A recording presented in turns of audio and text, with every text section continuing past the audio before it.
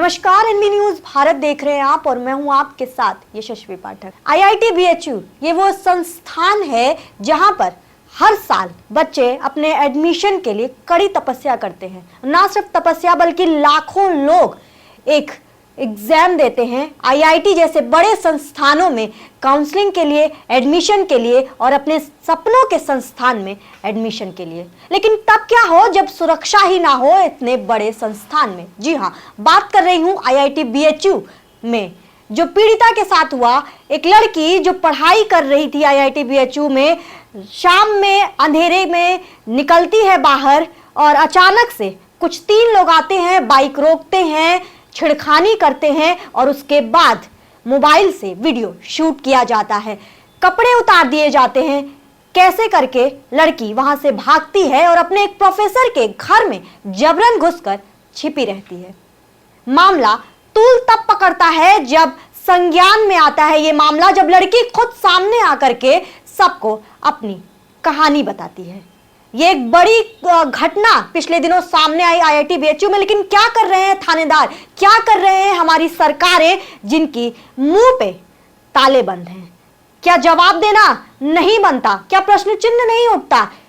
आज चुनाव हो रहे हैं छत्तीसगढ़ में, आज चुनाव की तैयारी हो रही है मध्य प्रदेश में, लेकिन आईआईटी बीएचयू क्या जहां पर चुनाव खत्म हो जाएगा वहां पर सरकारें बोलना बंद कर देंगी? सवाल यह भी उठता है। आज योगी आदित्यनाथ पर सवाल उठता है कि छत्तीसगढ़ में है वो, और वहीं से उन्होंने कहा कि जिन्होंने भी ये हाइनेस क्राइम किया है उनके खिलाफ सख्त कार्रवाई होगी। लेकिन क्या कह देना आसान है?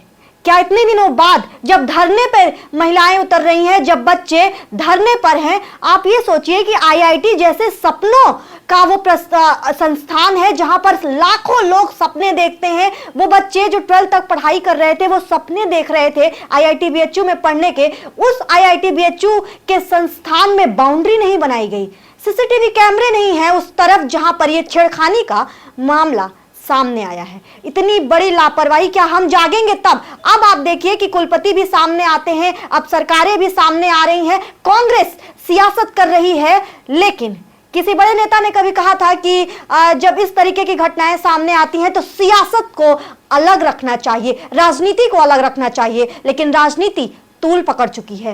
एक तरफ है अखिलेश यादव जो हमलावर हैं यूपी सरकार को लेकर के, एक तरफ है कांग्रेस जो हमलावर है। लगातार राहुल गांधी, लगातार लोग इस बात को लेकर के उछाल रहे हैं ये मामला कि क्या उत्तर प्रदेश में जहां पर जीरो टॉलरेंस की नीति बताई जाती है, जहां पर महिलाओं की सुरक्षा बताई जाती है, क्या ये उत्तर प्रदेश महिलाओं के लिए सुरक्षित है? सवाल उठता है। और लड़की सामने आती है और ये कहा गया है उनकी तरफ से कि वो और उनके एक दोस्त शाम में बाहर की तरफ उसी बाउंड्री में, उसी संस्थान में, आप सोचिए कैंपस के अंदर इस तरीके की घटना सामने आ जाती है तो कितना बड़ा प्रश्न चिन्ह सरकार और उस कैंपस की व्यवस्था, उस सिक्योरिटी पर उठती है कि लड़के को मारा पीटा जाता है, किनारे धक्का दे दिया जाता है और उसी के सामने उसी अंधेरी रात में एक वीडियो शूट किया जाता है। लड़की की गन पॉइंट पर कपड़े उतार दिए जाते हैं और लड़की की वीडियो शूट की जाती है। करीब 3-4 दिन ये मामला आने को हो गया है, लेकिन अब भी पुलिस नाकामयाब है उन 3 लड़कों को पकड़ने में। आप सोचिए कि हम किस तरीके की बात करते हैं कि हमारी पुलिस कितनी तत्पर है हर तरीके से।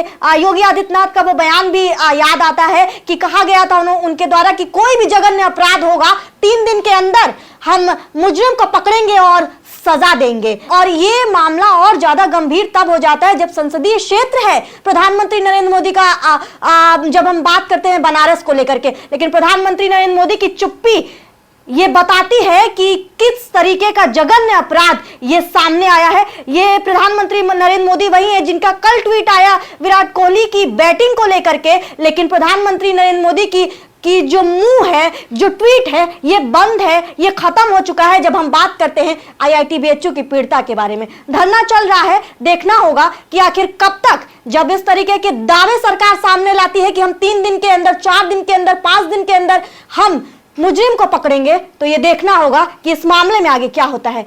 बाकी खबरों को लेकर के आऊंगी, बने रहिए एनबी न्यूज भारत के साथ।